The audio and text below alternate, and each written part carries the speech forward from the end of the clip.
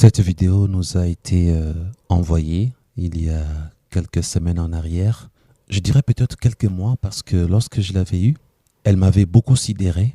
Grande était ma surprise de voir une telle créature. Il s'agit d'une apparition. Comme vous voyez, ça ressemblait à un vampire au Brésil. Quelqu'un était dans sa voiture et tout le monde à l'extérieur voyait la créature démoniaque, diabolique, satanique. Les gens criaient de partout, les gens étaient surpris, étonnés. Et cet individu qui était dans la voiture s'est mis à prendre la vidéo, à capturer en image l'apparition démoniaque, satanique de cet être. La question est de savoir, est-ce que c'est une mutation ? Est-ce que c'est un sataniste qui était en pleine mutation? Est-ce que c'était un démon qui s'est matérialisé? En tout cas, peu importe. Le plus important pour vous et moi, nous les chrétiens, ce n'est pas de savoir si c'était réellement un démon qui s'est matérialisé ou un sataniste qui était en pleine mutation. Au moins, en voyant ces genres de choses, nous comprenons que nous sommes à la fin de temps. Nous comprenons aussi que le diable existe et qu'il travaille nuit et jour et qu'il a des projets maléfiques contre l'humanité. En vous présentant cette vidéo, je préfère carrément passer à autre chose. Je vais en profiter aujourd'hui pour vous parler des attaques spirituelles démoniaques, les attaques spirituelles sataniques. Aujourd'hui, en tout cas, après avoir vu cette créature, moi j'ai eu une inspiration. Je me suis dit, en tant que pasteur, je dois enseigner, je dois éduquer, je dois former, je dois informer. Et voilà, je vais en profiter pour vous présenter ces thèmes. Les attaques spirituelles sataniques. Vous pouvez mettre les attaques spirituelles démoniaques, tout ce que vous voulez. En tout cas, il s'agit des satans qui attaquent. Parce qu'une telle apparition, ce n'est pas pour la gloire des humains. Si c'était un sataniste transformé en vampire, je ne sais pas. Donc, il venait d'une mission quelque part. Il venait d'accomplir une destruction quelque part. Il venait sûrement d'accomplir une œuvre satanique. La Bible dit que Jésus-Christ était apparu pour détruire les œuvres du diable. Donc, quand je vois une telle apparition, je comprends que si c'était un démon, en se matérialisant dans ces mondes, c'était pour accomplir une mission. Et une mission de Satan égale destruction. Car Jésus a dit, « Le voleur ne vient que pour dérober, détruire et égorger. » Frères et sœurs, les attaques du diable existent. Les attaques spirituelles de l'ennemi Satan contre l'humanité, contre vous et moi, existent. Aujourd'hui, j'aimerais vous enseigner sur les attaques spirituelles sataniques. Ces attaques sont orchestrées par des diverses entités démoniaques.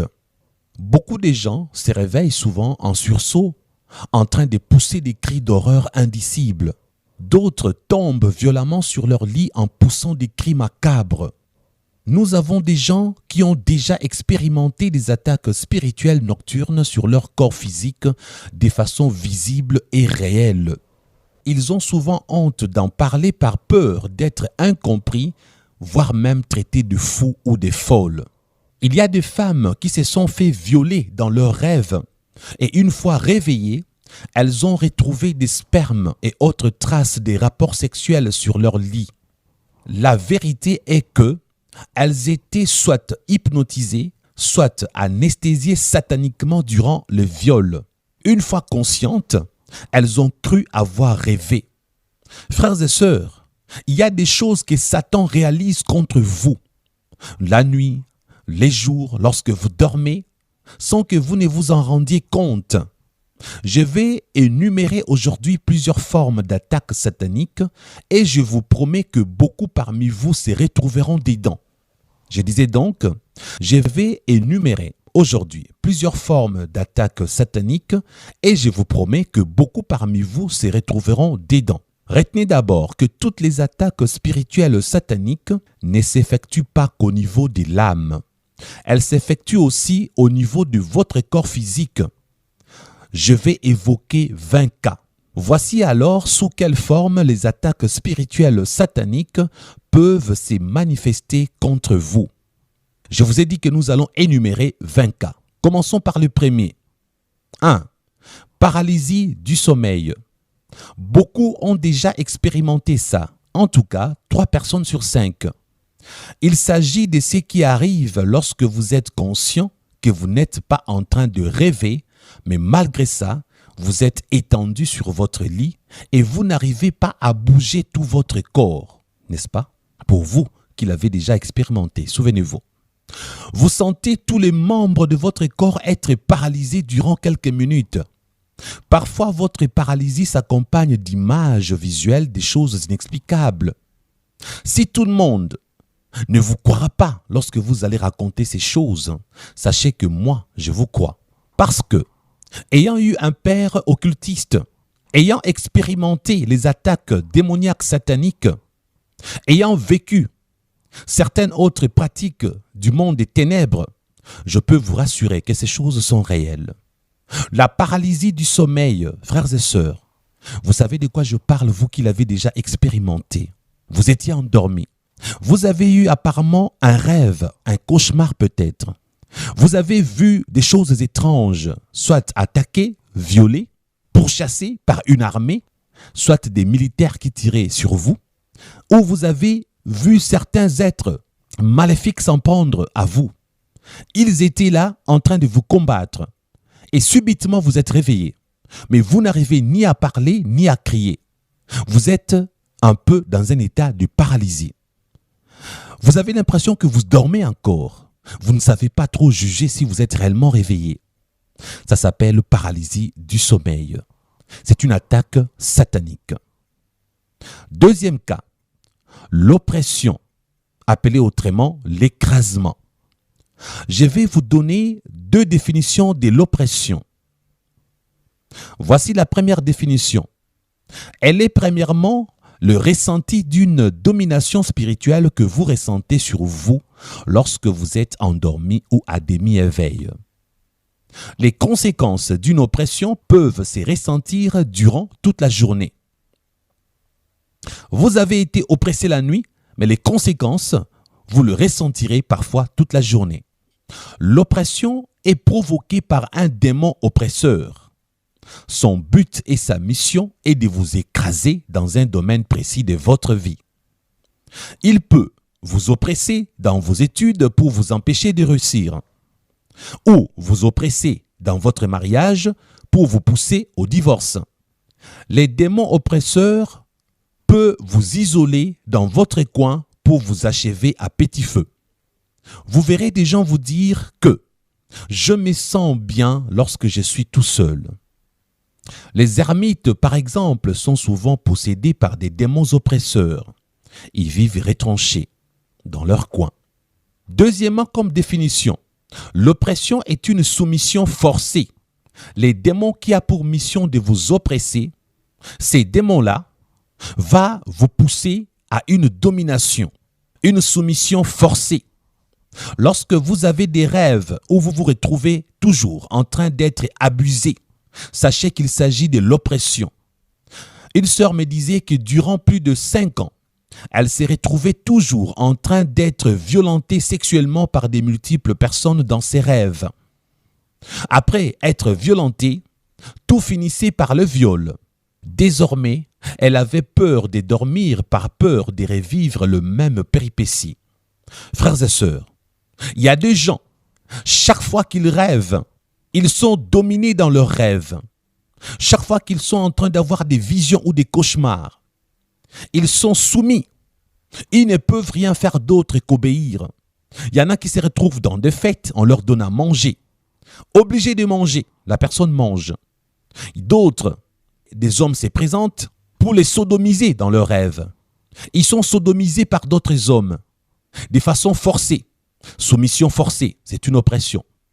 Vous ne maîtrisez rien lorsque vous dormez, vous êtes oppressé par des démons. Si vous êtes chrétien, nous ne pouvons pas parler de possession démoniaque, il s'agit d'une oppression qui s'effectue en dehors de votre corps. Autrement dit, il y a des activités démoniaques dans votre vie, ils ont accès à votre maison, ils ont la possibilité de s'infiltrer dans votre sommeil, d'opérer, d'exercer certaines pressions, et voilà pourquoi vous êtes oppressé même si vous n'êtes pas possédé. Mais lorsqu'on est païen, ou on n'est pas en Jésus, ou on est chrétien charnel, on vit dans le péché, l'oppression peut être aussi la présence d'une possession démoniaque. Frères et sœurs, lorsqu'on parle de l'oppression, le mieux est toujours de l'associer avec l'écrasement. Parce que l'oppression s'accompagne fréquemment de l'écrasement. Les démons oppresseurs ont pour mission de vous anéantir définitivement. Ils le font en 2 temps. Ils commencent par l'oppression pour finir par l'écrasement. L'écrasement, c'est la destruction ou la neutralisation complète. Vous avez compris? Passons au 3e cas, l'étouffement. Oui, l'étouffement est aussi une des attaques sataniques. Frères et sœurs, presque tous les chrétiens ont déjà expérimenté l'étouffement satanique, même sans le savoir. J'aimerais préciser ici que l'étouffement n'est pas une possession démoniaque, parce que les démons agissent à l'extérieur de votre âme et esprit en s'attaquant physiquement à votre corps. Et l'étouffement est une neutralisation progressive de votre corps ou d'un domaine physique de votre vie, voire même d'un domaine matériel de votre vie. On peut étouffer votre business, par exemple, pour qu'il ne progresse pas. Lorsque les diables utilisent l'attaque dite de l'étouffement, il s'en prend à votre corps physique, il peut s'en prendre à un bien matériel, à votre business, vos affaires. Avec l'étouffement, l'ennemi s'en prend à vous ou à vos biens. Vu que la neutralisation est progressive, son but n'est pas de vous anéantir rapidement. Le diable est patient et travaille méthodiquement. On parle régulièrement de l'étouffement et de l'étranglement. Les dictionnaires définissent l'étouffement comme une manœuvre destinée à neutraliser dès le début. C'est pourquoi, lorsque les diables utilisent l'étouffement contre toi, ma sœur ou mon frère, ou contre tes biens, le but est de neutraliser dès le début. Neutraliser quoi? Ton entreprise, tout ce que tu entreprends, pour que rien n'aboutisse. Neutraliser quoi? Te neutraliser toi, dès le début.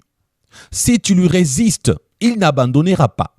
Il gardera le même but et réussira. Donc, lorsque nous combattons l'ennemi, il ne se décourage pas facilement. Dès le début, il sait ce qu'il veut. Te neutraliser complètement. S'il échoue parce que tu pries, il reviendra de temps en temps. Frères et sœurs, les combats contre Satan est une affaire de tous les jours sans exception, parce que nous ne savons pas quand est-ce qu'il se décide de frapper. Nous avons déjà remporté la victoire en Jésus-Christ, mais nous avons tous les jours des épreuves. Je dirais que la guerre a déjà été remportée par Jésus-Christ. Mais il y a plusieurs batailles qui forment une guerre. La guerre peut être remportée, mais il y a plusieurs batailles. L'ennemi, qu'est-ce qu'il fait? Il nous combat nuit et jour parce qu'il sait qu'il avait déjà échoué à Golgotha, mais il veut quand même essayer de nous faire échouer dans certains domaines précis de notre existence. Frères et sœurs, l'étouffement s'associe souvent à l'étranglement qui lui est synonyme. Une définition de l'étranglement que j'aime est celle-ci. C'est une neutralisation progressive obtenue en imposant des conditions qui empêchent la survie. C'est une neutralisation progressive obtenue en imposant des conditions qui empêchent la survie. Vous entendez? Lorsque l'ennemi utilise l'attaque de l'étouffement ou de l'étranglement, le but est de vous imposer de vivre dans des conditions qui vont empêcher votre survie. Exemple, une fille qui a été engrossée et qui se retrouve mère à 3 reprises sans être mariée.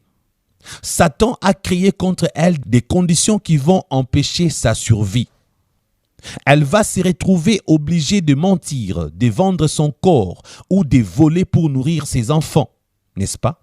C'est ainsi que la survie, pour le salut de son âme, deviendra difficile, voire impossible. Avez-vous compris?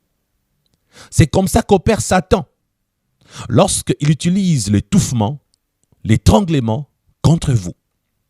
Et oui, l'étranglement est une neutralisation progressive obtenue en imposant des conditions qui empêchent la survie. Beaucoup de frères et sœurs se retrouvent dans des situations très compliquées, sont dans des conditions impossibles, pas d'issue, no way. Beaucoup de gens ont été placés dans des conditions de non-récupération. Ils n'ont désormais que le péché comme solution de survie. Sans péché, ils ne peuvent pas survivre ici-bas. Et la survie terrestre avec l'aide du péché crée la perdition éternelle.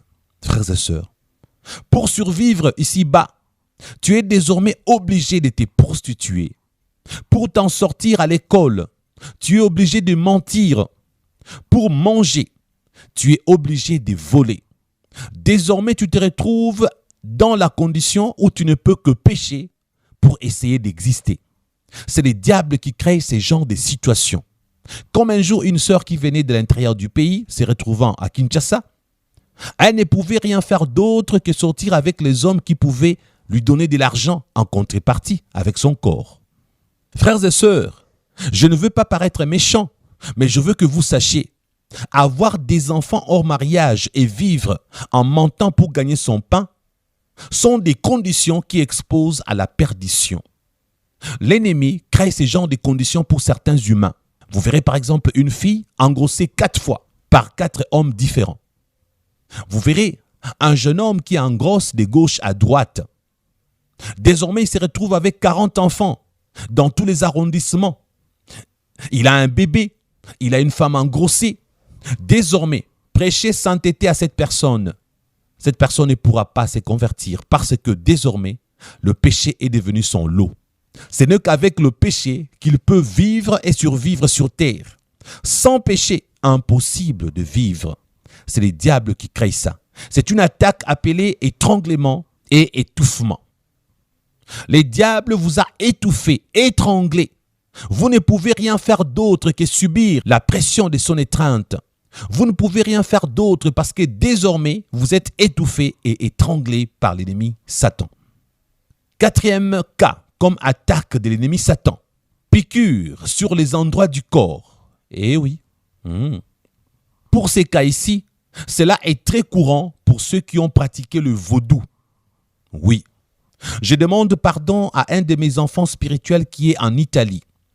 Il y a quelques mois en arrière, il m'avait envoyé des photos de son corps où il recevait plusieurs piqûres sataniques. Oui, je sais. Je demande pardon parce que j'ai eu à les négliger. Les piqûres sur des endroits du corps sont provoquées par des attaques sataniques spirituelles.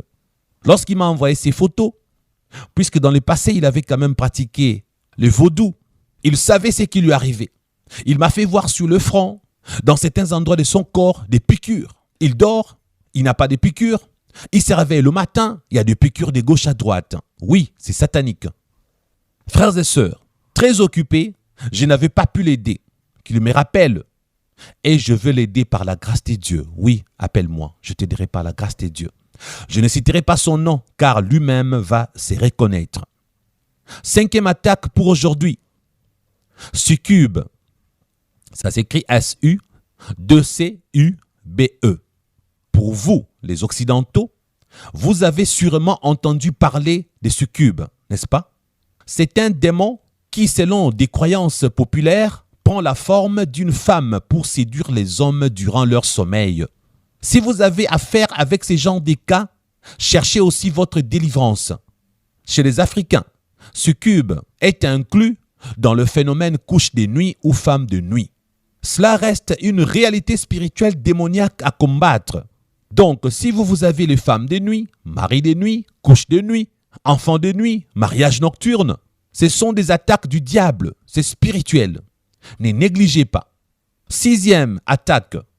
Diverses attaques dans le rêve. Oui, diverses attaques que vous enregistrez dans vos rêves sont des attaques sataniques. Beaucoup d'hommes et femmes enregistrent plusieurs autres sortes d'attaques dans leurs rêves durant leur sommeil nocturne. Je ne peux pas connaître toutes sortes d'attaques que vous avez déjà expérimentées. Mais en tout cas, dans ces 6e cas, retenez que diverses attaques dans le rêve proviennent de Satan et de ses démons. Les diables varient. Il a de l'inspiration. À une personne, il peut l'attaquer dans ses rêves par des animaux. Vous, lorsque vous rêvez, c'est un chien qui vous suit, qui vous mord. C'est un rat. C'est un serpent. D'autres personnes, les diables les attaquent par une armée de militaires, des policiers, des voyous, des brigands, ou encore c'est la noyade, vous vous noyez dans l'eau, vous tombez sur une falaise, vous êtes englouti par une avalanche. Les diables ont plusieurs formes d'attaques. Peu importe la catégorie de vos attaques dans les rêves, si vous avez des attaques nocturnes répétées, cherchez votre délivrance. 7e attaque pour aujourd'hui. L'apparition, oui, l'apparition, apparaître. J'ai beaucoup de cas où on me parle des apparitions. Apparition des démons qui se matérialisent. Apparition d'un défunt ou d'une divinité. Mon frère, ma sœur, s'il t'est déjà arrivé dans ta chambre de voir apparaître une créature étrange dans ta chambre, alors que tu étais réveillé, comme une fille spirituelle me l'a dit, elle a eu à voir un démon apparaître dans sa chambre pendant qu'elle était réveillée.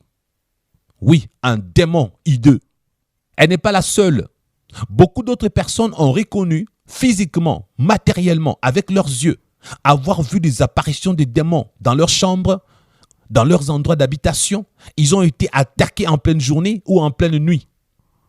Il y a d'autres personnes qui ont reconnu l'apparition d'un défunt, une personne qui était déjà morte, qui vous apparaît pour vous livrer un message.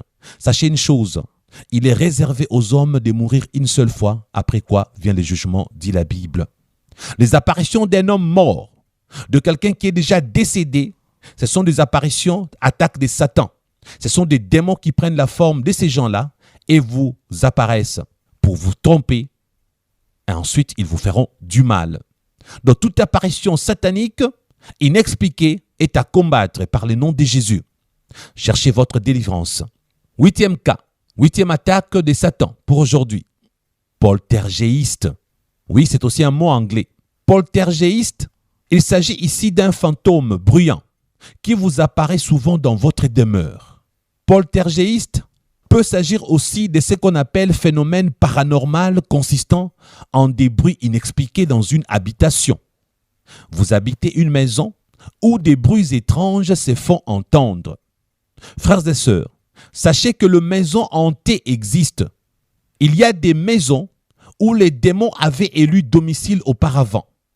Des maisons qui ont été utilisées auparavant comme des lieux d'invocation ou des célébrations des cultes sataniques. Il y a des lieux qui ont appartenu autrefois aux esprits, ou encore des maisons qui sont construites au-dessus de tombes. Il y avait un cimetière avant sur cet endroit. Il y a aussi les lieux hantés ou maisons hantées. Toutes ces choses existent.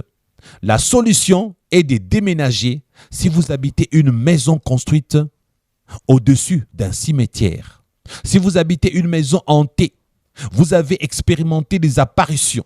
Vous entendez des bruits étranges, des pas, comme si des hommes marchaient à l'intérieur. Frères et sœurs, quand j'étais petit, comme papa était occultiste, oui, nous étions enfants. Lorsqu'il n'était pas là, on entendait à l'intérieur de notre maison des gens marcher, des gens causer. Vous entendez des voix, deux personnes en train de parler, mais vous ne le voyez pas. Il nous arrivait de préparer la nourriture, nous mettons sur la table, nous revenons quelques temps après, la nourriture était déjà entamée. Quelqu'un avait déjà mangé une partie de nourriture, qui, on ne savait pas. Et le papa nous disait, c'est normal, par moments les esprits viennent dans notre maison, par moments les ancêtres peuvent passer ici pour manger. Frères et sœurs, quelle croyance, c'est satanique. J'ai vécu ces choses, j'entendais des voix, on m'appelait de partout. Mes sœurs aussi entendaient les mêmes voix. Par moments, on avait des apparitions. On voyait des gens apparaître dans la maison. Bref, une telle maison, si ce n'est pas un lieu hanté, si ce n'est pas une maison hantée, cela veut dire qu'il y a un sataniste dans cette maison. Il y a quelqu'un qui fait des pratiques. Il y a quelqu'un qui fait des invocations. Il y a quelqu'un qui est en contact avec Satan. Raison pour laquelle le lieu est infesté par des esprits impurs. Frères et sœurs, si vous habitez dans un endroit pareil, si vous n'avez pas assez de moyens pour déménager, il faudra alors effectuer des prières intenses dans ces genres d'endroits pour chasser les esprits mauvais. J'aimerais vous dire une chose aujourd'hui. La présence de Jésus-Christ chasse aussi les démons. Lorsque vous priez tous les jours, matin, midi, soir, Lorsque vous adorez Dieu tous les jours, sachez une chose, vous invitez la présence de Jésus-Christ dans l'endroit où vous êtes. Et si jamais il y a des démons, ils vont déguerpir parce qu'ils ne supporteront pas la présence de Jésus. Donc si vous n'avez pas de l'argent pour déménager, j'aimerais vous demander une chose. Priez beaucoup et priez sans cesse. Adorez énormément votre Dieu. Invitez Dieu là où vous habitez. Lorsque la présence de Dieu sera manifeste, je vous assure qu'il y aura des délivrances qui vont s'opérer automatiquement. Mais en dehors de ça, je vous recommande aussi de fouiller également les alentours pour trouver tout objet occulte et s'en débarrasser. Parce que les objets occultes sont des pistes d'atterrissage des esprits. Les esprits impurs ont souvent besoin des objets occultes pour atterrir. Vous pouvez ne pas les savoir, mais sachez-les à partir d'aujourd'hui que tout objet occulte, un habit, un vêtement, une calebasse, une casserole, un couteau, un poignard, ce sont des pistes d'atterrissage des esprits sataniques. Frères et sœurs, certains objets occultes sont visibles et peuvent être trouvés dans une maison. Je répète, certains objets occultes sont visibles et peuvent être trouvés avec vos yeux. Vous pouvez chercher, vous trouverez. Il y a de fétiches sataniques utilisés par des satanistes, magiciens, marabouts et autres, qui peuvent être cachés dans une maison, sous les lits, dans le plafond, en dessous du lit, à l'intérieur d'une valise, dans un coffre-fort, voire même sous la terre, enterrés devant la maison, devant votre portail, devant la porte de la maison, derrière la maison, sur un arbre, sur l'espace des deux arbres, enfoncés quelque part dans le jardin. Oui, les satanistes font ce genre de choses. Donc, dans un endroit hanté, il y a sûrement la présence démoniaque parce que cet endroit a été dédié à Satan et à ses démons. Donc, certains objets occultes sont visibles et peuvent être trouvés. D'autres sont spirituels et introuvables avec les yeux humains. Lorsque vous cherchez, sachez une chose, il y aura des fétiches, des objets occultes que vous ne retrouverez pas parce qu'ils sont invisibles à vos yeux naturels. Pour ces genres de choses invisibles à vos yeux naturels, je vous recommande jeûne et prière, 1 jour, 2 jours ou 3, et ensuite vous entrez en combat spirituel et vous commencez à détruire tout ce qui est spirituel que vous ne voyez pas. Tout objet spirituel, tout fétiche qui est caché dans votre maison, peu importe l'endroit, vous ne connaissez pas l'endroit, c'est invisible. Vous priez, vous brisez, vous détruisez, vous neutralisez dans le nom puissant de Jésus. Ils seront neutralisés, ils prendront feu et ils disparaîtront. Alléluia. Donc, pour les objets invisibles, il faut les détruire dans la prière en utilisant le nom de Jésus. J'aimerais aussi préciser que le démon peut revêtir plusieurs casquettes. Je disais que le démon peut revêtir plusieurs casquettes. Les diables assignent souvent à ces démons des différentes sortes de missions.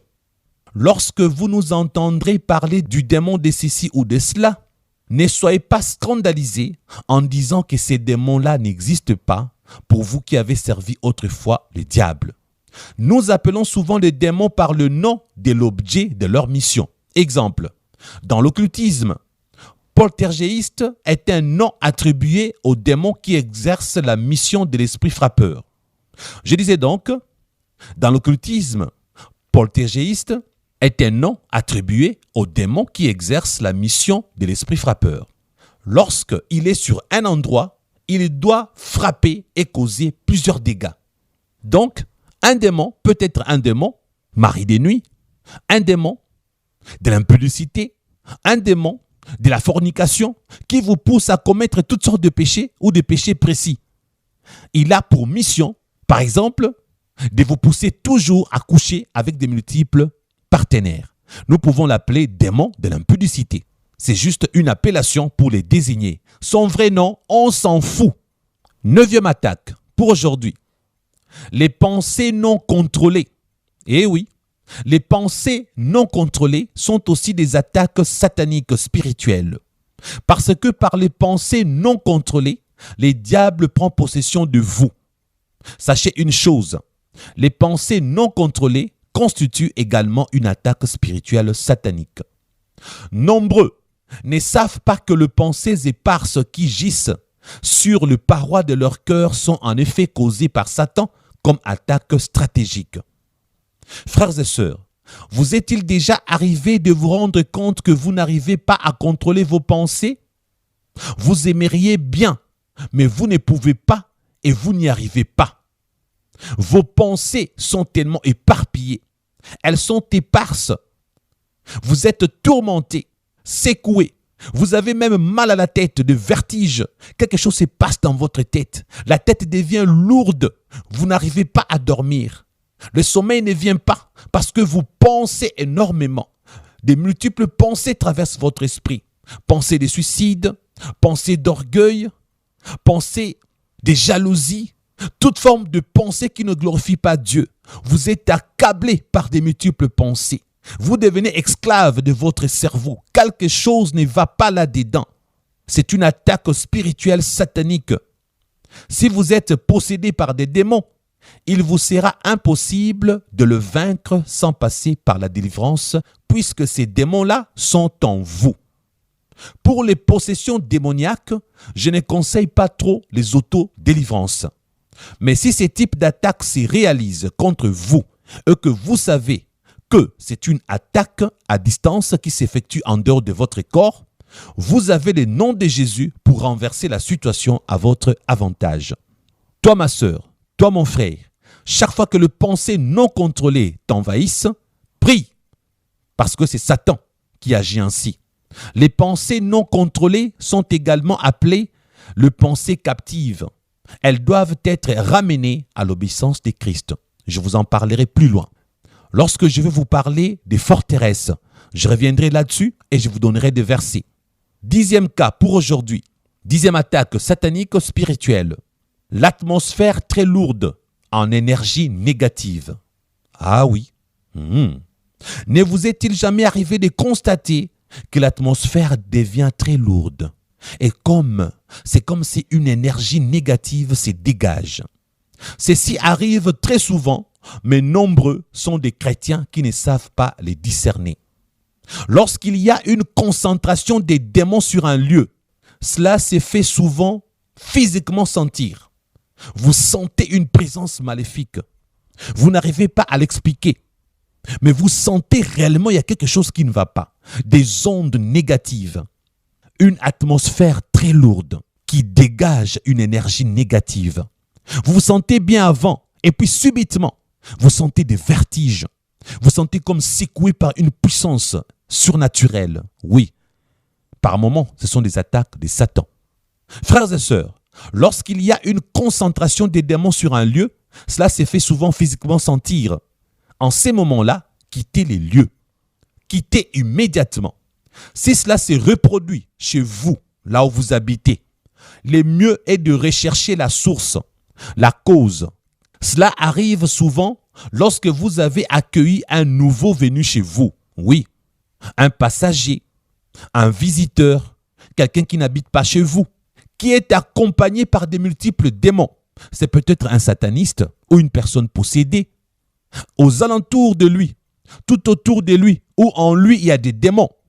Vous recevez cette personne chez vous à la maison, sachez que oui, vous sentirez cela si vous avez la sensibilité spirituelle. Mais si vous n'avez pas la sensibilité spirituelle pour ressentir ou sentir cela, vous allez alors constater par le fait, par les actes, que certaines choses ne vont pas aller. Que chez vous, des choses vont commencer à disparaître. Les enfants vont commencer à tomber malades. Vous-même, vous ne dormirez plus bien. Des choses vont mal tourner dans votre maison. Oui, parce que quelqu'un est envahi par des démons et vous l'avez accueilli chez vous. L'atmosphère deviendra très lourde en énergie négative.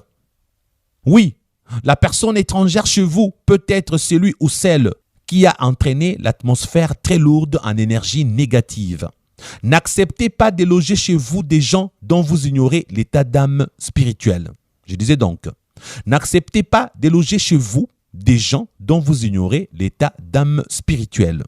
Mais je ne dis pas qu'il ne faut pas recevoir des gens chez vous. Toutefois, si vous recevez quelqu'un, faites une prière spéciale pour que vous soyez protégé si cette personne a des esprits impurs. Mais il peut aussi arriver que vous êtes parti quelque part visiter quelqu'un chez lui. Vous sentez l'atmosphère lourde en énergie négative. Oui, cet endroit est hanté. Ou encore, il y a des influences démoniaques à cet endroit-là. Ou encore, ce sont des attaques sataniques qui s'opèrent contre vous. 11e cas, 11e attaque pour aujourd'hui. L'ombre humaine qui se déplace. L'ombre. Oui, frères et sœurs. Certaines personnes parmi vous ont expérimenté déjà ça. Il peut arriver à une personne de constater que son ombre se déplace. Oui, ne dites pas que je dormais. Vous êtes conscient que vous étiez réveillé. Vous avez eu l'impression de voir l'ombre, votre ombre s'est déplacée, bouger, sans que vous ne bougiez. Vous étiez assise ou assis, l'ombre s'est mise debout. Ou bien vous étiez debout, votre ombre a bougé, elle s'est assise. Si vous constatez pareille chose, appelez immédiatement un serviteur de Dieu pour prier pour vous, ou alors vous-même faites une prière d'autorité. Mais si jamais vous reconnaissez que vous vivez dans le péché, n'essayez même pas de prier, parce que votre prière sera nulle et sans effet, vous n'obtiendrez aucun résultat. Alors commencez par la repentance pour que Dieu ait pitié de vous et qu'en priant contre ces choses, que vous soyez délivrés. Pourquoi? Je vais vous expliquer. Si pareille chose vous arrive, de voir votre ombre en train de se déplacer, sachez une seule chose, vous êtes déjà mort. Vous n'êtes qu'un cadavre ambulant. Vous avez déjà été tué sataniquement et la date de votre mort a déjà été fixée. Oui, cette histoire de l'ombre qui bouge, qui se déplace seule, c'est un signe de votre mort. Sataniquement parlant, on vous a déjà tué ou mangé par des sorciers. Vous n'êtes qu'un cadavre ambulant. Alors, sachez une chose, seul Jésus-Christ peut vous redonner la vie. Malheureusement, lorsque cela arrive, les incrédules pensent que ce n'est rien de grave et s'entêtent. Ils finissent toujours par y passer, ils meurent ensuite, parce qu'ils ne cherchent pas la solution. Ces phénomènes d'ombre qui se déplacent peuvent se produire aussi différemment. Vous pouvez juste voir une ombre isolée se déplacer toute seule. La gravité de la situation reste la même. Cela est provoqué par des esprits méchants. Oui, frères et sœurs. Dans votre maison, quelque part, vous voyez une ombre. Vous dites, mais tiens, c'est comme si quelqu'un est passé. Ou encore, il arrive que vous sentez une présence. J'ai l'impression que quelqu'un est passé. Oui, une main m'a touché, mais vous regardez, il n'y a personne. J'ai vu l'ombre de quelqu'un passer. Vous regardez, il n'y a personne. Mon ombre a bougé. Eh oui, toutes ces choses-là, ce sont des attaques de Satan. C'est la mort qui va s'annoncer. Parlez-en à un homme spirituel. Ou alors vous-même, priez contre ça. Entrez en prière. Faites des jeûnes et prières. Priez contre ça. Mais j'aimerais préciser une chose. Il faut vraiment appeler un homme de Dieu sérieux qui a la connaissance, parce qu'il y a une façon de prier pour renverser la situation. Si vous priez mal, j'ai peur que vous n'obteniez pas les résultats escomptés. Parce que la connaissance est nécessaire. Mon peuple périt faute de connaissances.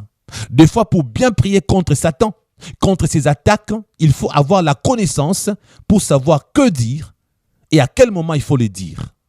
12e attaque pour aujourd'hui. Les douleurs inexpliquées. Eh oui, il y a des douleurs inexpliquées qui apparaissent subitement. Vous ne comprenez pas qu'est-ce qui se passe. Le matin, vous étiez bien réveillé. Et puis subitement, vous avez des douleurs inexpliquées. Ah oui, il peut s'agir d'une attaque de Satan. Lorsque les démons attaquent, ils causent toutes sortes de dégâts. Cela se fait ressentir souvent sur le corps humain. Certains ont eu à rêver qu'ils étaient poignardés sur le thorax. Une fois réveillés, ils ont ressenti des douleurs atroces au même endroit. Pas vrai? Mais il peut aussi arriver que vous ressentez des douleurs inexpliquées sans préalablement avoir eu un cauchemar la nuit. Je disais donc, il peut aussi arriver que vous ressentiez des douleurs inexpliquées sans qu'au préalable, vous ayez eu un cauchemar la nuit. D'aucuns pensent que le démon n'attaque que la nuit. C'est faux. Ils attaquent aussi la journée. Lorsque vous êtes sur un endroit public et que subitement, vous sentez une douleur intense, inexpliquée, quelque part sur votre corps, il faut immédiatement prier dans votre cœur. Il faut demander les armes de Dieu ainsi que sa protection. Toute douleur ne s'explique pas que médicalement. Il y a des douleurs qui sont causées par des attaques spirituelles sataniques. Oui. Ne négligez jamais les douleurs qui apparaissent subitement dans votre corps. Les attaques démoniaques sur le corps humain peuvent causer toutes sortes de maladies. Une simple fièvre peut avoir des origines sataniques. Vous n'avez rien à perdre, frères et sœurs. Priez contre ça. Et si jamais vous vous êtes trompé, vous n'avez rien perdu non plus. Vous prendrez un paracétamol après avoir prié, n'est-ce pas? C'est la négligence qui est dangereuse, car en refusant de prier, vous pouvez succomber rien qu'à cause d'une simple fièvre si elle était d'origine satanique. M'entendez-vous? N'est-ce pas que vous connaissez dans votre entourage des gens qui sont morts subitement sans être véritablement malades? Ils avaient eu juste à vous dire « Laissez-moi aller dormir, j'ai une subite fièvre ». D'autres ont pris du paracétamol avant de dormir et ensuite, ils sont partis dormir et ils ne se sont plus jamais réveillés. Pas vrai? Oui. Au moins dans chaque famille, on a déjà enregistré des cas comme ça. Il n'avait eu que la fièvre. Elle n'avait que la fièvre. Pourquoi est-elle morte après? Frères et sœurs, les choses doivent se passer différemment dans une famille chrétienne. On doit prier sans cesse et en tout temps pour toutes choses. Frères et sœurs, le Fils de Dieu lui-même avait eu une réaction étrange pour la belle-mère de Pierre lorsque cette dernière avait eu une fièvre. Il avait prié au lieu de la négliger. Lisons Marc chapitre 1er versets 30 à 31. Écoutez. La belle-mère de Simon était couchée, ayant la fièvre. Et aussitôt, on parla d'elle à Jésus. S'étant approché, il la fit lever en lui prenant la main. Et à l'instant, la fièvre la quitta. Beaucoup de chrétiens, frères et sœurs, ont perdu leurs proches tant aimés à cause de la négligence, croyant que rien n'était grave. Mais pour Jésus-Christ, même pour une simple fièvre, il faut prier. Et Jésus avait prié pour la belle-mère de Pierre qui avait la fièvre. Si votre enfant est malade, s'il vous plaît, priez. Votre femme a la fièvre, priez.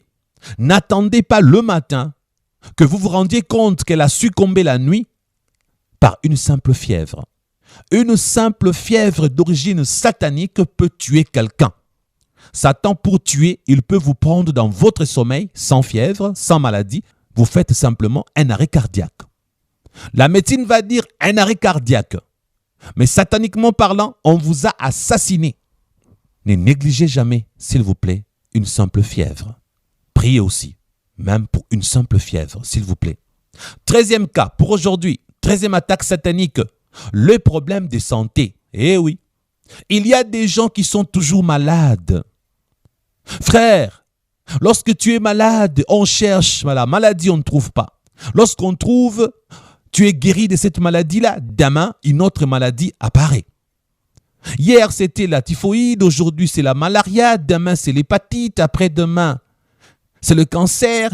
Et que sais-je encore, tu es tellement maladif, tu tombes tout le temps malade. Oui, c'est aussi une attaque satanique. Vous allez me dire, mais pasteur, vous énumérez beaucoup de choses. Est-ce que ces choses, naturellement parlant, ça n'existe pas? J'aimerais vous dire que oui, naturellement parlant, ces symptômes peuvent être normaux. Mais il faut du discernement. Parce que bien des fois, les gens ont cru que la fièvre était provoquée par une maladie normale. Lorsque la personne a succombé, lorsque la personne est morte par une simple fièvre de 24 heures, maintenant on fait des réunions de famille, on cherche le sorcier ou la sorcière. Pourquoi? Parce qu'on a compris que c'est anormal, c'est suspect. Une simple fièvre? Non, non, il faut une réunion familiale. Au lieu de faire des réunions familiales, alors arrêtez de tout négliger. Arrêtez de tout banaliser. Ne voyez pas que la médecine, ne voyez pas que le naturel. Sachez que spirituellement, ça existe aussi qu'une simple fièvre soit satanique. D'accord? Nous n'exagérons pas. Nous vous ouvrons les yeux. Il existe des démons qui n'ont que pour mission vous rendre malade. Pour le parent, sachez que certains de vos enfants maladifs le sont diaboliquement dans le but de vous dépouiller financièrement. Vous vous rendrez compte que c'est uniquement lorsque vous percevez votre salaire mensuel que certains de vos enfants tombent malades. Au lieu de faire des va-et-vient dans les hôpitaux, vous feriez mieux de prier, papa et maman. Vous vous rendrez compte, mon frère, lorsque vous recevez votre argent, vous qui n'êtes pas encore marié, ni vous n'avez même pas des enfants, vous habitez chez vos parents. Chaque fois que vous avez l'argent, c'est maman qui est malade.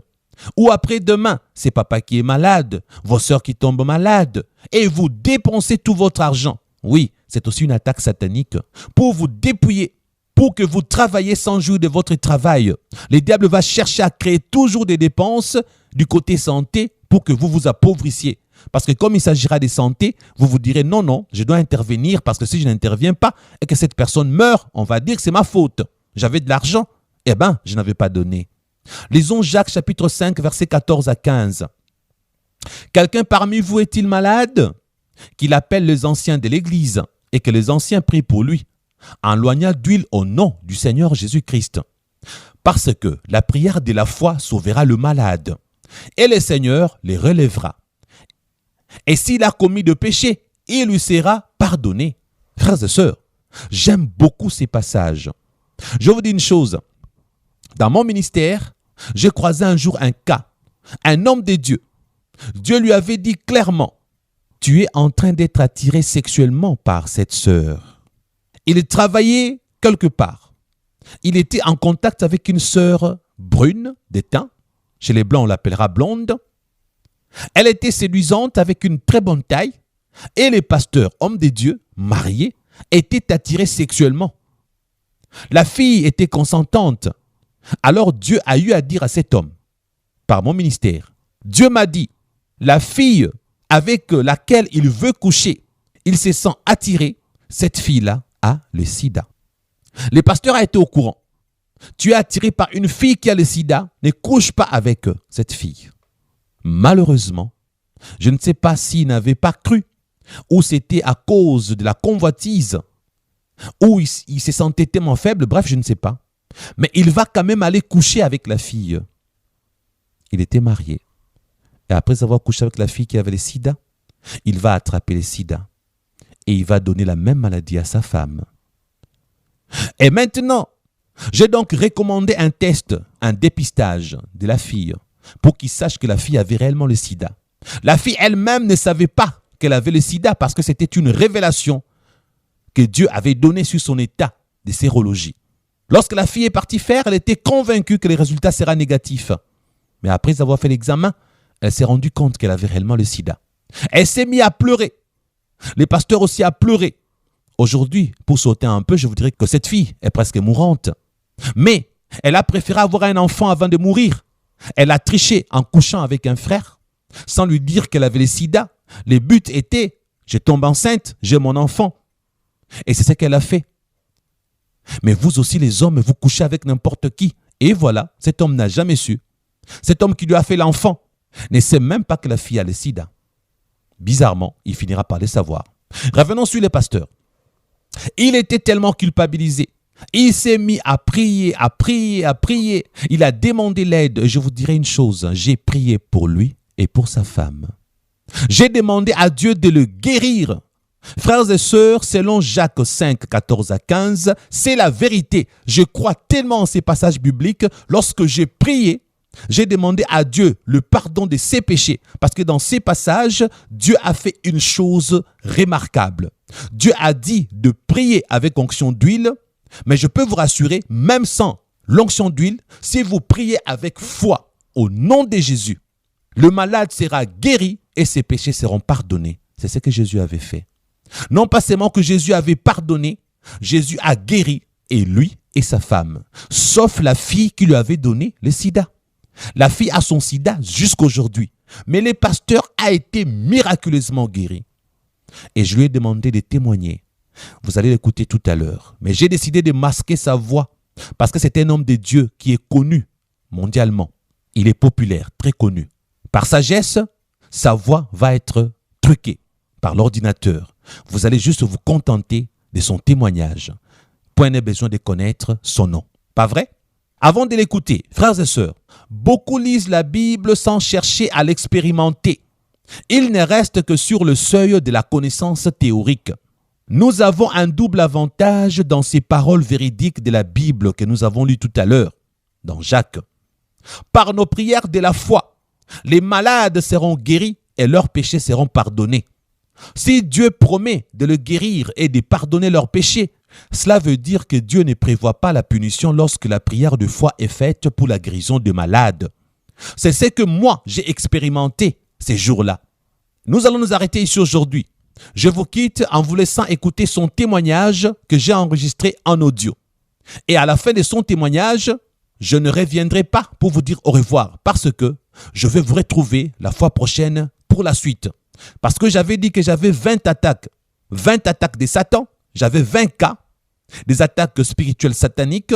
J'en ai donné 13. Il en reste 7. Nous en parlerons la fois prochaine. Que Dieu vous bénisse. Je vous laisse donc écouter l'audio. À la fois prochaine. Shalom. On m'a demandé de témoigner.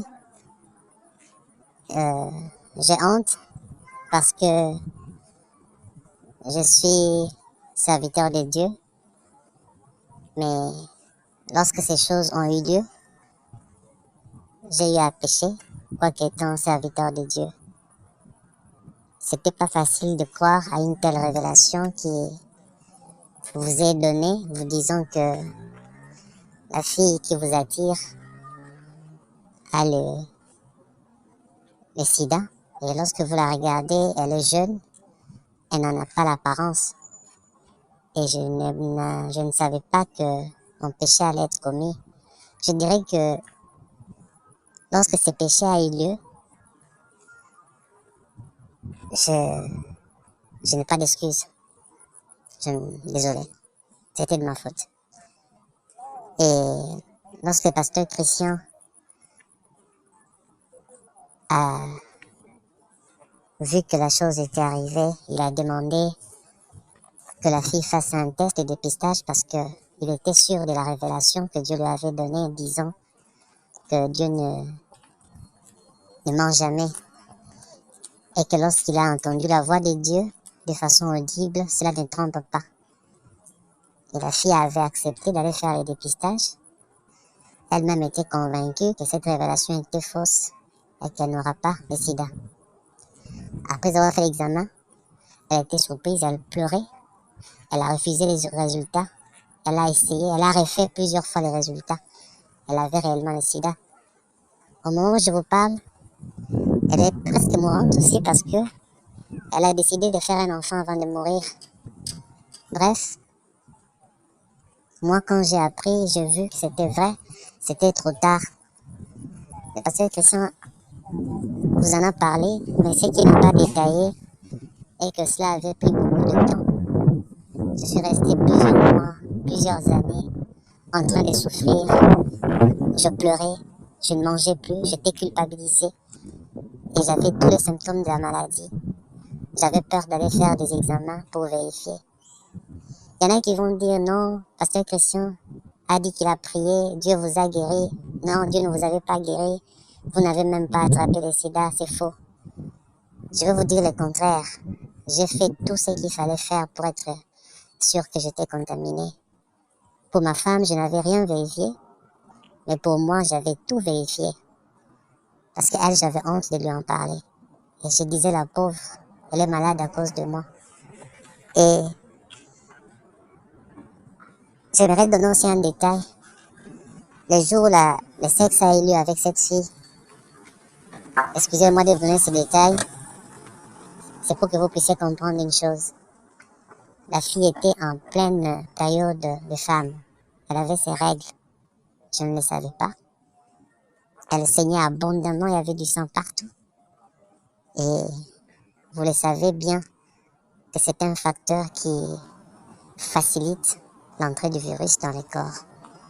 J'avais été dans des dispositions d'attraper cette maladie comme si cela avait été écrit quelque part que ça devait avoir lieu. Parce que je m'étais dit, s'il n'y avait pas le sang, peut-être même que... Bref, j'ai honte. Pardonnez-moi d'en parler. Mon nom a été caché parce que je suis un homme de Dieu connu dans le monde entier, je prêche. Et j'ai accepté de témoigner, mais l'identité est masquée parce que c'est une histoire qui n'est pas pour la gloire de Dieu. Le plus important, c'est le contenu. Quand le pasteur Christian a eu à prier, il était convaincu que Dieu allait guérir. Et lorsque il a prié pour vérifier, je voyageais, j'ai fait plusieurs fois des examens et l'examen était négatif. Depuis ce jour-là, j'ai pris la décision de ne plus jamais encore pécher comme ça. Et j'ai décidé de donner toute ma vie réellement au Seigneur pour être non pas seulement serviteur, mais mettre en pratique la parole que je prêche. Et je peux vous rassurer qu'il n'y a pas mieux que le pardon de Dieu.